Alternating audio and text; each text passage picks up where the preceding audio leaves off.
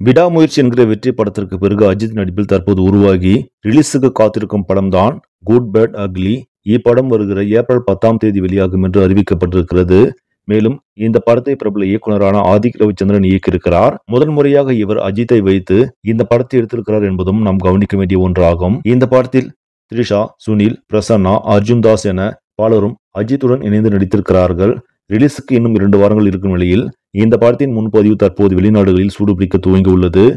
தற்போது கிடைத்திருக்கும் தகவலின்படி அமெரிக்க நாடுகளில் மட்டுமே கிட்டத்தட்ட 15 லட்சத்திற்கும் மேலாக இப்படம் முன்பதிவில் வசூலை ஈட்டியுள்ளது. ரிலீஸுக்கு முன்பே இவ்வளவு பெரிய தொகையை வசூலாக பெற்று வரும் நிலையில் வரும் நாட்களிலும் இந்த வசூல் நிலவரம் அதிகரிக்கக்கூடும் என்று சொல்லப்படுகிறது. அது மட்டுமல்லாமல் அஜித்தின் திரை வாழ்க்கையில் அதிக வசூல் செய்த படமாகவும் குட் பேட் அக்லி மாறும் என்றும் எதிர்பார்க்கப்படுகிறது. இதனால் அஜித் ரசிகர்கள் தற்போது உற்சாகத்தில் உள்ளனர். சரி, நம்மளே இந்த செய்தி உங்களுக்கு பிடிச்சிருந்தா லைக் பண்ணுங்க, ஷேர் பண்ணுங்க, மறக்காம சினி ஸ்டுடியோ தமிழ் சேனலை சப்ஸ்கிரைப் பண்ணுங்க. நன்றி.